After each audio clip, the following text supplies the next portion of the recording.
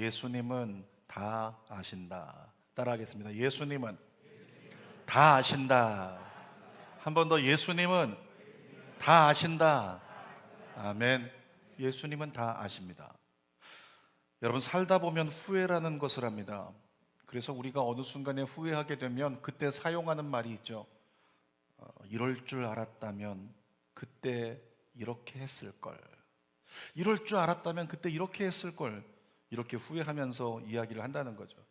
이게 무슨 말이냐면 그때는 이렇게 될 줄 몰랐다는 거죠.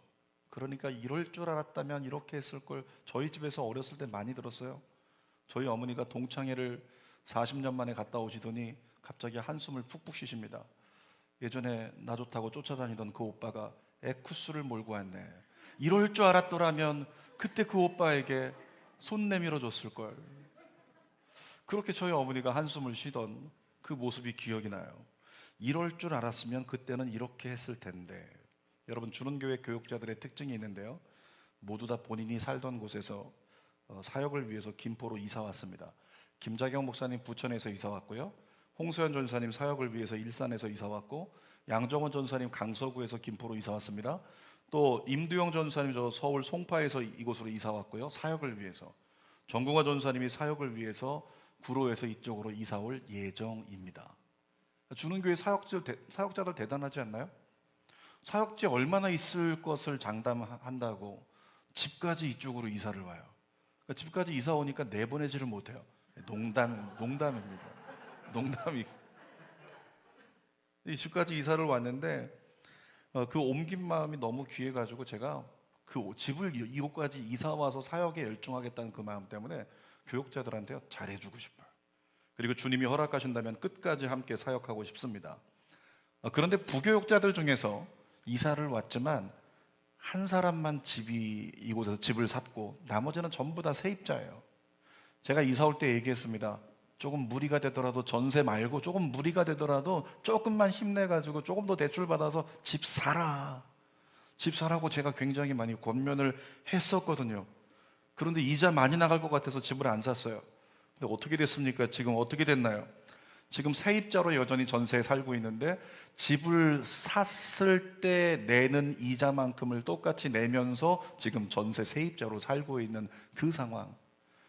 최근에 그렇게 집값이 지금 김포에서 많이 올라버리니까 교육자들이 그렇게 대답을 하는 거죠. 제가 얘기했습니다.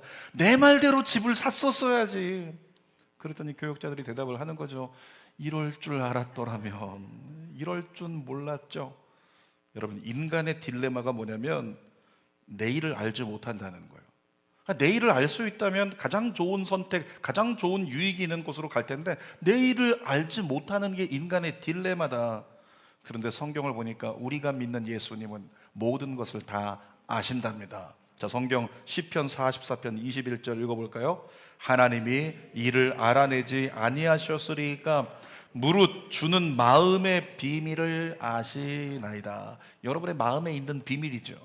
나만 알고 있는 비밀들, 이런 것들을 누가 아신대요? 하나님이, 예수님이 다 아신대요. 그러니까 주님 앞에는 숨길 게 없다. 주님 앞에 잘난 척하지 말고 있는 모습 그대로 하나님 부족하지만 받아주세요. 그리고 나아가라는 거예요. 주님은 다 아신다. 요한복음 18장 4절도 읽어보겠습니다. 예수께서 그 당할 일을 다 아시고 나아가 이르시되 너희가 누구를 찾느냐. 예수께서 뭘 아신대요? 너희가 당할 일.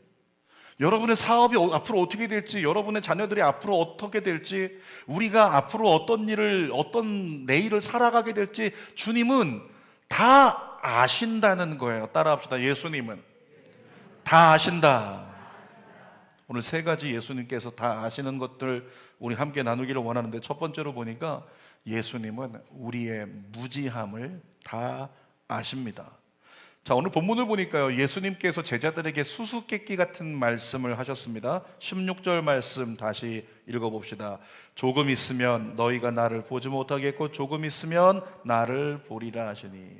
얘들아, 잘 들어봐. 조금 있으면 너희가 날 못 볼 거야. 근데 조금 있으면 또 보게 될 거야.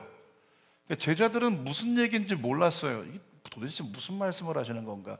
그래서 제자들이 자기들끼리 수군거립니다. 18절 말씀에 읽어보겠습니다. 또 말하되 조금 있으면이라 하신 말씀이 무슨 말씀이냐, 무엇을 말씀하시는지 알지 못하노라 하거늘. 그러니까 제자들이 서로 의아해하면서 도대체 무슨 말씀하시는 거냐, 이렇게 서로 쑥덕거리고 있었다는 거죠. 여러분, 예수님께서 뭐라고 말씀하셨냐면 조금 있으면 나를 못 볼 거야. 그런데 또 조금 있으면 나를 볼 거야. 여러분은 그 의미를 아시죠? 그 의미 아십니까? 조금 있으면 나를 못 볼 거야. 무슨 의미예요? 조금 있으면 어떻게 된다? 지금 고별설교하고 계시잖아요.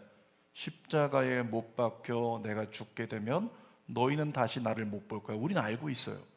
그 다음에 예수님 말씀하셔서 조금 있으면 너희가 또 나를 볼 거야. 무슨 말씀인지 아시죠?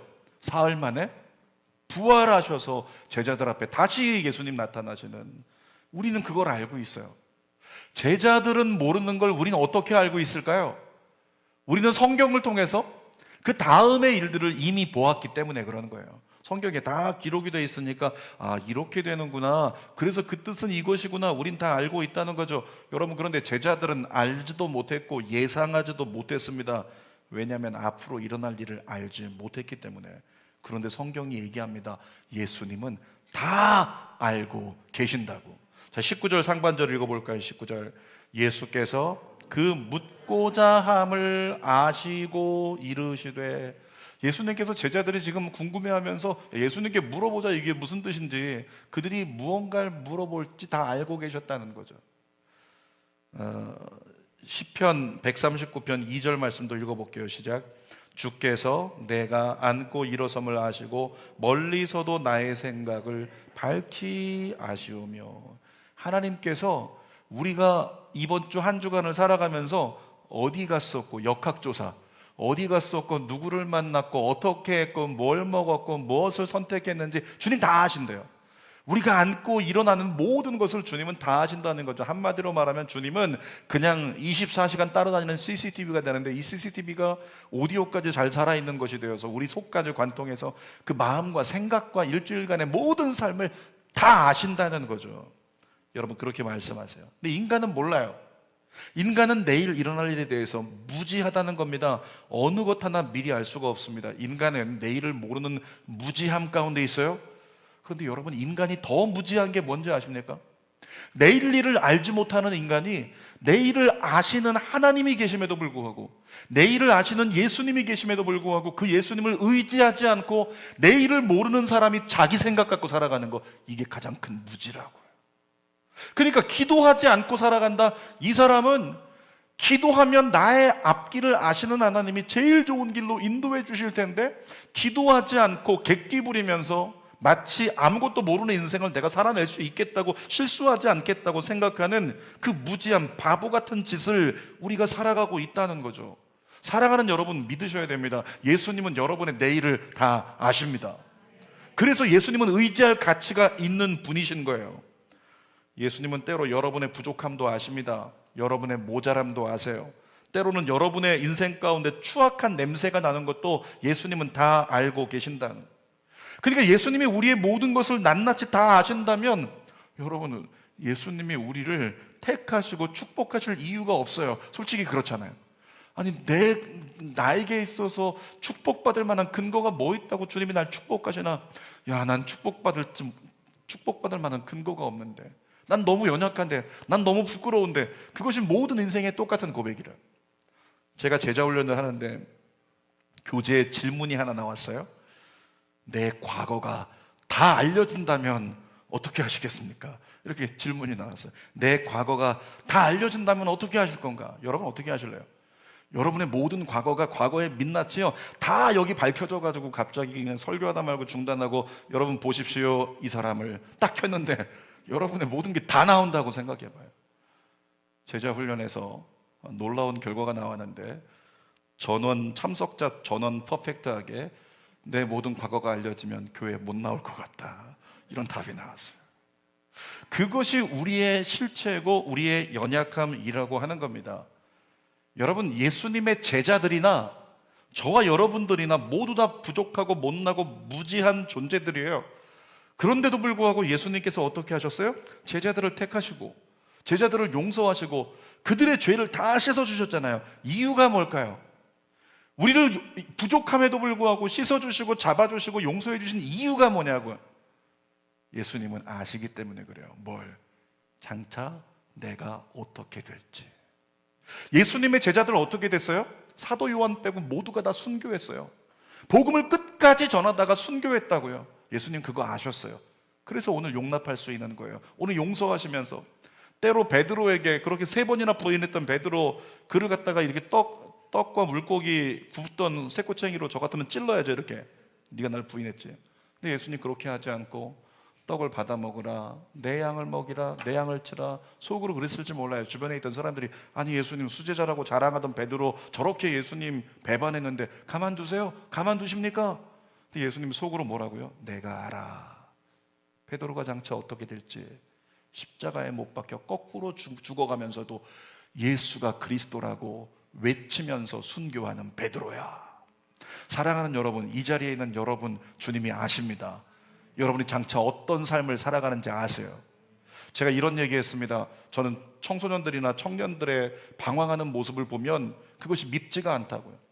교회 다니는 아이가 방황하면서, 때로는 교회 다니는 남편들이 방황하면서 그렇게 연약한 모습을 가지고 신앙생활 가운데 있다고, 그럼에도 불구하고 교회 다닌다고 이렇게 얘기한다. 저는 그 모습이 예뻐 보이더라는 거예요. 술을 마셨지만 교회 예배 참석하는 게 예뻐 보이더라는 거죠.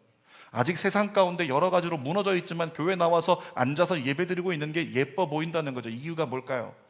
그 사람의 내일을 주님이 아시기 때문에, 그 사람을 변화시켜 그 사람을 통해 하나님의 영광을 드러낼 걸 주님이 아시기 때문에. 저와 여러분 모두가 가치가 있는 것은 장차 여러분 모두가 하나님의 영광을 드러낼 자가 될 줄 믿습니다. 제가 24년 동안 목회하면서 보니까 어떤 성도가 이렇게 있는데요. 저 성도 정말 저 문제하다. 좀 철학적인 용어로 쓰면 꼴통. 저 성도 꼴통이다. 이렇게 생각되는 사람이 있어요. 그런데 어떻습니까? 10년, 15년 지나면 그가 교회의 기둥이 돼요. 이런 일들이 벌어지니까 어느 누가 옆 사람 못났다고 손가락질할 수 있겠습니까? 사랑하는 여러분, 예수님은 우리의 무지함을 다 아십니다. 그리고 우리의 미래도 다 알고 계시죠. 그래서 무지함에도 불구하고 우리를 택하시고 붙드시고 계신 겁니다. 자, 두 번째로 우리 예수님은 우리의 슬픔을 다 아십니다. 따라합시다. 예수님은 나의 슬픔을 다 아신다. 20절 말씀 읽어볼까요? 내가 진실로 진실로 너희에게 이르노니 너희는 곡하고 애통하겠으나 세상은 기뻐하리라. 너희는 근심하겠으나 너희 근심이 도리어 기쁨이 되리라. 여러분, 예수님 무슨 말씀하신 거냐면, 얘들아 앞으로 너희 곡하게 될 거야, 애통하게 될 거야. 한마디로 말하면 너 슬퍼지게 될 거다. 그런데 걱정하지 말아라, 근심하지 말아라. 너의 슬픔이 변하여 기쁨이 되리라. 왜 이렇게 말씀하실까요? 여러분, 예수님께서 얘들아 너 슬픔 가운데 있게 될 거야, 너 애통할 거야, 곡하게 될 거야, 그러면서 예수님께서 너 한번 당해봐라 이렇게 말씀하시나요? 그게 아니라 얘들아 잘 들어, 너 앞으로 곡하게 될 거야, 애통하게 될 거야, 슬퍼지게 될 거야.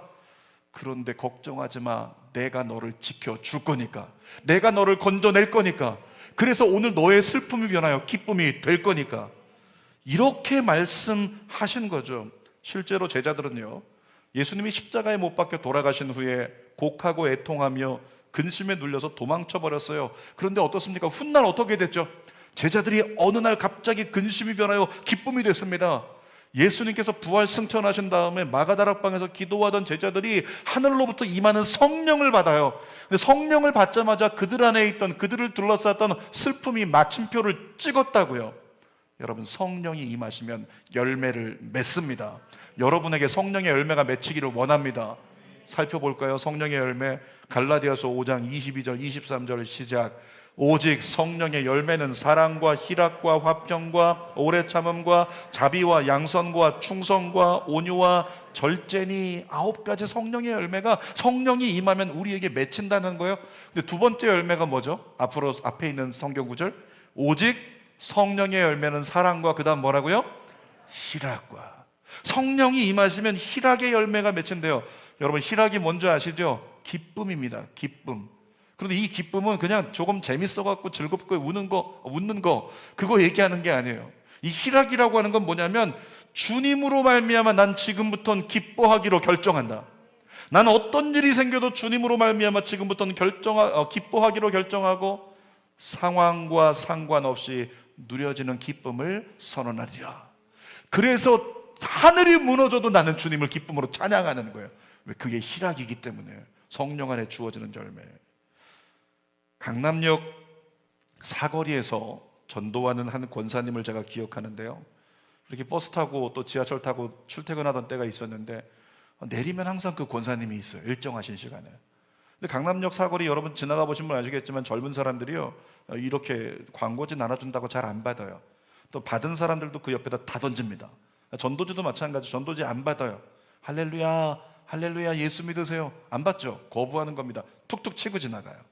받은 사람들도 그 옆에다가 다 던져버리고 지나간다는 거죠. 그 권사님 혼자 전도하시는데 도와주는 사람 아무도 없었어요. 축복해주거나 반겨주는 사람도 아무도 없었습니다. 그런데 그 권사님 제가 얼굴을 기억합니다. 늘 웃고 계셨어요. 사람들이 전도지를 툭 치고 지나가도 할렐루야 좋은 하루 되세요 그러면서 웃고 계셔요. 여러분, 그 권사님 왜 그럴까요? 그 권사님의 마음 가운데 이런 마음이 있어요. 지금은 비록 저들이 복음을 거부하지만 장차 하나님께 구원받아 하나님의 백성이 될 거야. 이와 같은 믿음을 가져. 그렇게 바라보니까 그 뒷모습이 예뻐 보이는 거예요. 장차 하나님의 영광을 위해 살아가게 될 거야. 이런 믿음의 선언을 가지고 고백하게 되더라는 거죠. 아무도 나와 함께하지 않고 권사님이 혼자 있지만 지금 이 순간에 하나님께서 나와 함께 계셔. 이것을 권사님이 믿는 거예요. 그게 믿어지니까 얼굴에서 미소가 떠나지 않고 기쁨이 있다는 거죠. 예수님을 위해 할 수 있는 모든 게 너무나 즐거웠던 거예요. 여러분, 누가 이 권사님을 이렇게 만들었어요? 누가 이 권사님을 이렇게 만들었을까요? 누굴까요? 성령님이십니다. 제가 나중에 그 권사님의 간증을 들은 적이 있었는데요, 가정에 다가온 그 절망적 상황 때문에 이 권사님이 하나님 앞에 막 엎드려가지고 기도를 했다는 거예요. 하나님, 이 절망에서 좀 건져주세요. 이 절망에서 살 길을 주세요. 그러면서 하나님께 기도하는데, 기도하다가 하나님이 환경을 바꾼 게 아니라, 절망의 상황을 바꾼 게 아니라 뭘 바꿨냐면 그분에게 성령을 부으셨어요. 근데 성령이 임하자마자 그 순간에 어떤 열매가 심령 안에 맺히기 시작했냐면 희락. 주어진 환경의 절망은 바뀐 게 없어요. 주어진 상황이 바뀐 게 없어요. 근데 왠지 마음이 즐거워요. 그러니까 찬송이 되는 거예요. 기도가 되는 거예요. 왠지 모르게 가슴이 벅차고 뭔가 하나님이 일하실 것 같은 믿음이 생겨요. 그러니까 슬퍼하지 않을 수 있고 웃으면서 복음을 전할 수 있는 놀라운 은혜로 그 권사님이 나아가시게 됐다는 거죠. 그리고 실제적으로 그렇게 나아가면서 하나님이 모든 환경을 또 다 바꾸어 주셔서 하나님의 은혜를 자랑할 수 있는 환경이 되더라는 겁니다. 사랑하는 여러분, 여러분들 가운데도 삶을 살아가다가 이 제자들에게 예수님 말씀하신 것처럼 얘들아 너희가 곡하고 애통하는 날이 올 거야. 오늘 여러분들 중에는 지금의 삶의 시간이, 지금의 현장이 나에게 아프다, 지금 굉장히 무겁다, 어렵다, 이런 삶을 살아가는 사람이 있을 거예요. 여러분 기억하십시오. 여러분 안에 성령이 임하기를 원합니다. 성령이 임하면 그 상황과 환경을 뛰어넘을 수 있는 희락의 열매가 여러분에게 맺힐 줄 믿습니다. 여러분에게 선포합니다. 성령을 받으십시오. 자, 성경 볼까요? 사도행전 19장 2절 시작. 너희가 믿을 때 성령을 받았느냐? 이르되 아니라 우리는 성령이 계심도 듣지 못하였노라. 여러분, 이 초대교회 사람들이 성령이 계심도 듣지 못했다가 사도 바울이 선포하고 안수하고 기도할 때 성령을 받고 예언하고 방언했는데, 여러분들은 어떻습니까? 성령이 계심을 들었잖아요. 근데 성령이 계심을 듣기는 들었는데 우리가 성령 받지 못한 사람이 너무 많아요. 성령 안에 살지 못하는 사람이 너무 많다는 거죠. 이유가 뭘까요? 예수님 요한복음에 말씀하셨죠. 누가복음의 11장 13절 읽어봅시다. 시작. 너희가 악할지라도 좋은 것을 자식에게 줄 알거든 하물며 너희 하늘 아버지께서 구하는 자에게 성령을 주시지 않겠느냐. 마지막 절 시작. 구하는 자에게 성령을 주시지 않겠느냐. 주님 말씀하셨어요. 구하는 자에게 성령을 주리라. 근데 우리가 성령이 계심을 알고 있지만 뭐 하지 않았다? 구하지 않았다. 성령을 달라고 구하지 않았다는 거예요. 여러분, 성령이 임하시면, 성령은 오늘 우리의 인생의 가치 기준과 사고체계 전체를 바꿔놓습니다. 그래서 어제까지 절망에 빠져서 죽음을 생각했던 사람이 하나님 앞에 나와 있다가 성령을 받으면 살게 되는 이유가 그것입니다. 슬픔이 기쁨으로 뒤집어지기 때문에. 자, 22절 말씀 읽어봅시다. 시작. 지금은 너희가 근심하나 내가 다시 너희를 보리니 너희 마음이 기쁠 것이요 너희 기쁨을 빼앗을 자가 없으리라. 하나님의 성령이 임할 때를 얘기하시는 거예요. 성령이 임하면 너희 기쁨을 빼앗을 자가 없을 거야. 그 빼앗기지 않는 기쁨을 여러분이 누리게 되기를 주님의 이름으로 축복합니다. 근심이 기쁨으로 바뀌는 은혜가 여러분에게 임할지어다. 예수님은 우리의 슬픔을 알고 계십니다. 성령으로 그 슬픔을 기쁨으로 바꾸어 주십니다. 자, 세 번째로 보니까 예수님은 우리의 한계를 다 아신다고 말씀하세요. 여러분, 인간의 한계가 있습니다. 인간은 눈으로 보는 것에 치우칩니다. 그러니까 눈으로 보기에 아닌 것 같고 모자란 것 같으면 인간은 근심에 빠져요. 그런데 눈으로 보는 것뿐만 아니라 인간은 근심이 들어오면 이 근심을 이기지 못할 것 같다는 생각 때문에 또 근심에 빠져요. 그것이 인간의 모습이에요. 자, 주어진 환경 보고 근심에 빠지고 이것을 내가 이기지 못할 것 같다는 생각 때문에 또 근심에 빠진다는 거죠. 그래서 입술에서 자꾸 나오는 거예요. 탄식의 소리. 어떡하지? 어떡하지? 어떡하지? 어떡하지? 이번 한 주간도 살아가면서 혹시 우리 입술에서 그런 고백 나오지 않았나요? 어떡하지? 어떡하지? 이거 어떡하지? 이거 어떡하지? 여러분 안에 그런 입술의 고백이 나왔다면 기도가 모자랍니다. 하나님 앞에 나가 기도하십시오. 기도하는 자의 입술의 고백을 주님이 바꿔주실 겁니다. 하나님이 함께 계신다. 하나님이 지켜주신다. 하나님이 도와주신다. 하나님 살아계신다. 제가 예전에 얘기했던 거 기억나시나요? 저희 제자 중에서 한 친구가 정말 그 강력한 성령의 역사를 체험을 했는데, 역사를 체험한 뒤에 그날부터 해서 3일 동안 아침마다 전화해가지고 했던 고백이 있습니다. 전화해가지고 목사님, 새벽 4시에 전화했어요. 목사님, 하나님 살아계셔요. 그래, 나 좀 자야 되니까 이따가. 아침에 8시에 출근하며 전화했습니다. 동부간선도로 달리면서 목사님, 하나님 살아계세요. 여러분, 이번 한 주간에 하나님 살아계신다고 고백하셨습니까? 그런 고백이 내 삶에 나오든가요? 성령이 내 안에 살아 역사하시면 하나님 살아계시다는 고백이 우리 입술에서 나올 수밖에 없는 거예요. 그런 고백이 여러분의 입술에서 터져나오게 되시기를 주님의 이름으로 축복합니다. 때로 우리는 이런 고백을 합니다. 근심에 자꾸 쌓여버리면 하나님을 향해서도 기도가 아니라 하나님 어떡해요? 하나님 어떡해요? 하나님 이거 어떻게 합니까? 절망적 탄식을 쏟아낸다는 거죠. 그러면서 인간의 한계에 묶여서 두려워합니다. 여러분, 인간이 두려움에 묶일 때 동시에 묶이는 것이 있는데 믿음이에요. 두려움에 묶여버리면 그 순간에 믿음이 묶여버립니다. 그런데 이 모든 부정적 상황을 극복하는 날이 올 거라고 예수님께서 오늘 본문에 말씀하고 계세요. 23절 상반절 읽어봅시다. 시작. 그 날에는 너희가 아무도 내게 묻지 아니하리라. 여러분, 이 한 구절 보면 펜을 들고 어디에다가 밑줄을 치실래요? 저 같으면은 그날에 동그라미를 치는 거예요. 그리고 거기다 손 얹고 기도하는 겁니다. 하나님, 그날이 속히 오게 해주세요. 그날이 빨리 오게 해주세요. 그날이 제게 임하게 해주세요. 제자들이 근심이 돼가지고 염려가 돼가지고 도대체 어떻게 되는 거야? 어떻게 되는 거야? 이 근심으로 예수님께 물어봐야 되겠다. 그런데 예수님 말씀하시죠. 얘들아, 그날이 오면 너희 아무것도 궁금하지 않을 거야. 이건 뭘 얘기하냐면 평안을 얘기하는 거야. 그날이 되면 너에게 아무것도 문제가 안 될 거야. 슬픔이 기쁨으로 바뀔 거야. 근심이 염려가 평안으로 바뀔 거야. 그날이 온다는 거예요. 여러분, 그날이 어떤 날일까요? 예수님이 부활 승천하신 후에 약속하신 성령이 임하시는 날입니다.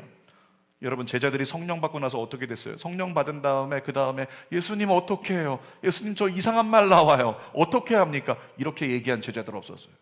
성령 받고 나면 근심할 필요가 없어요. 성령은 지혜의 영, 모든 것을 가르쳐 주십니다. 내가 해야 될 일이 무엇인지, 어떤 말을 선포해야 되는지 다 가르쳐 주세요. 그러니까 성령이 임하시면 자동적으로 주를 위해서 살아가게 되어 있다는 거죠. 성령께서 사로잡힌 사람이 되면 그때부터는 성경이 얘기합니다. 구하는 것마다 다 응답되리라고. 자, 23절 하반절 읽어볼까요? 시작. 내가 진실로 너희에게 이르노니 너희가 무엇이든지 아버지께서 구하는 것을 내 이름으로 주시리라. 예수님 저 이번에 이거 아시죠? 예수님 이거 주식 산 거 이번에 하나님 20배 올라가게 해주세요. 이런 기도한다고 됩니까? 그런 기도한다고 되는 게 아니에요.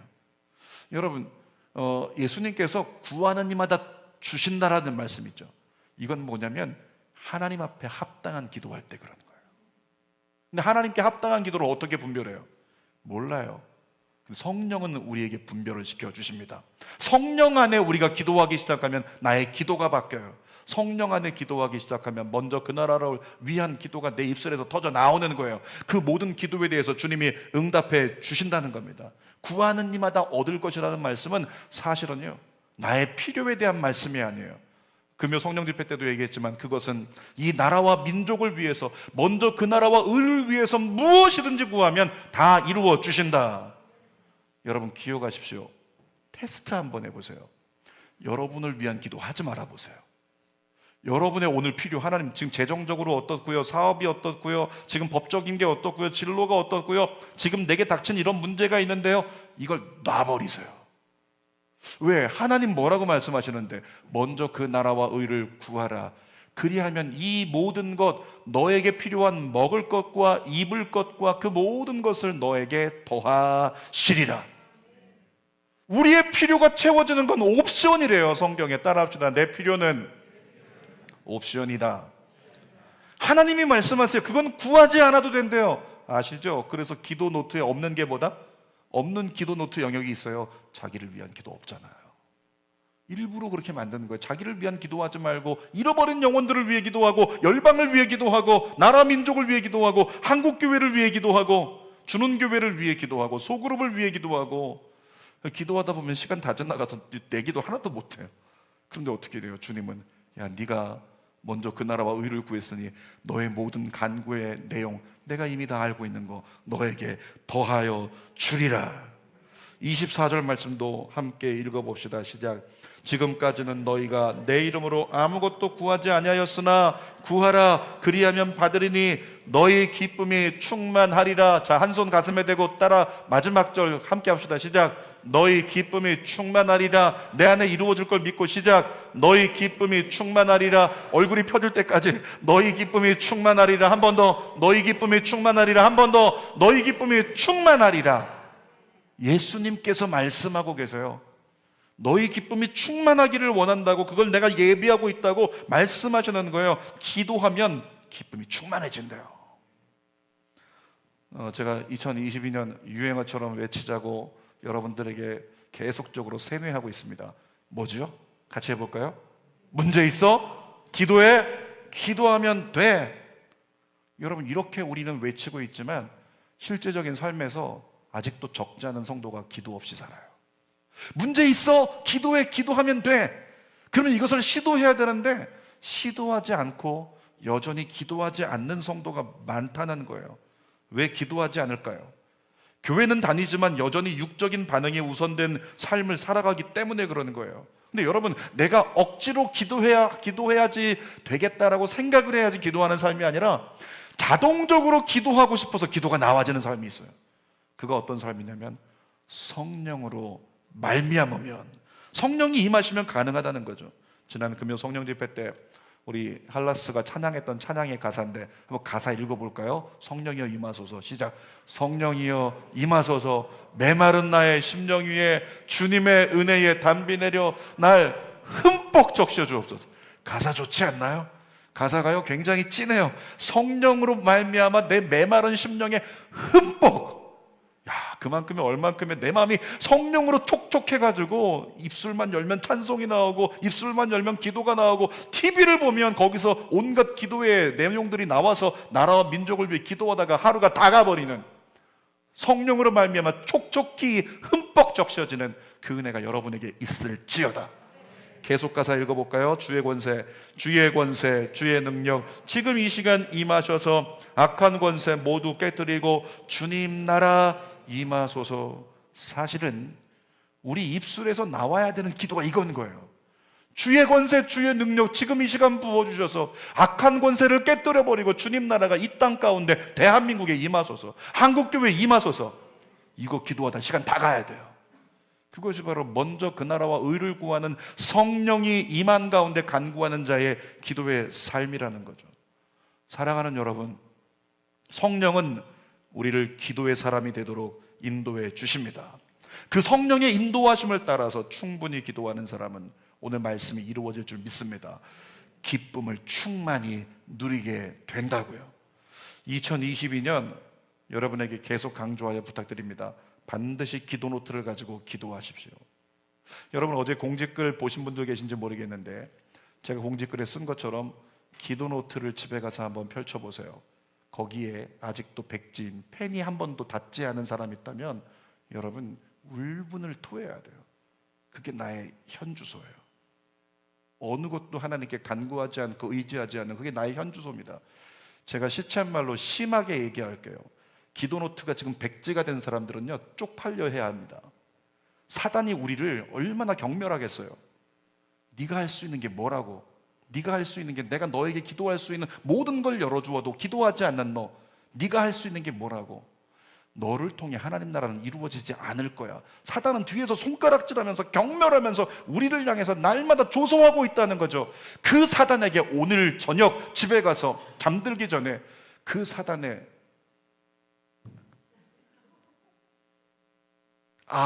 땡땡을 돌려버리는 오늘 저녁 되기를 주님의 이름으로 축복합니다.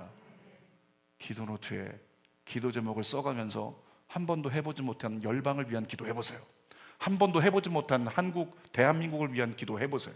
한 번도 해보지 못한 한국교회를 위한 기도 해보시고 주는교회를 위해서, 소그룹을 위해서, 여러분의 가정과 일터와 모든 학교를 위해서 기도해 보십시오. 어둠의 권세가 꺾이는 역사와 함께 그 기도의 걸음 속에 성령이 여러분에게 임할 줄 믿습니다. 그 성령이 임하시면 나를 모든 근심 가운데 보는 것에 묶여서 근심에 쌓이고 근심이 우리에게 일어날까봐, 근심할 일이 일어날까봐 또 생각에 근심에 묶였던 그 한계에 묶였던 우리가 그 한계를 초월하여 어떤 상황에도 근심하지 않고 믿음의 선포가 나오고 두려움이 다가올 때 그때 오히려 주님을 찬양하게 되는 역사. 마지막 한 가지 말씀을 드립니다.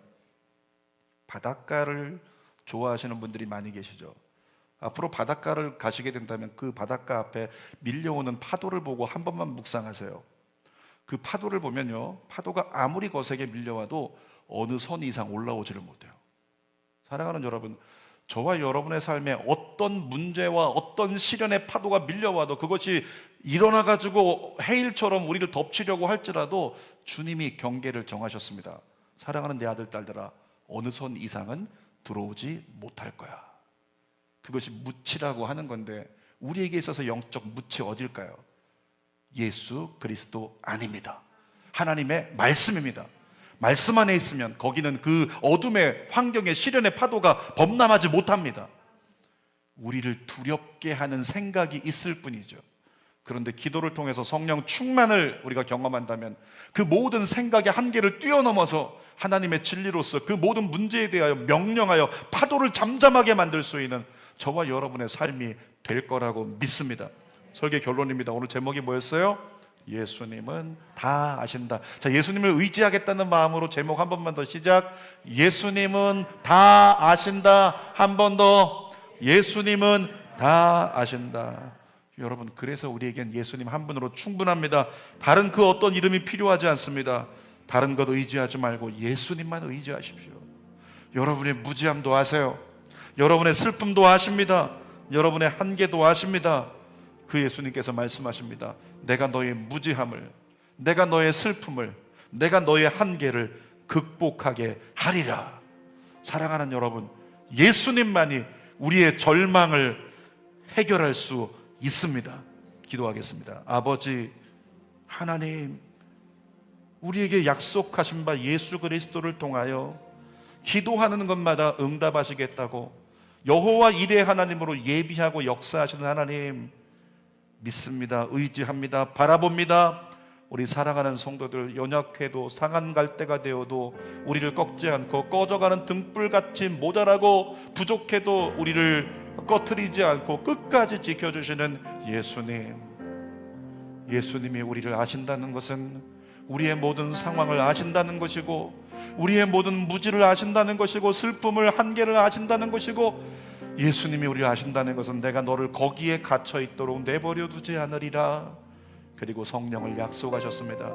우리 사랑하는 성도들, 이제 봄과 함께 사순절이 시작이 될 텐데 성령을 간절히 구하고 또 구하여 약속하신 성령을 누리고 모든 것을 이겨내고 극복하는 신앙을 삶으로 누리는 은혜가 있게 하여 주시옵소서.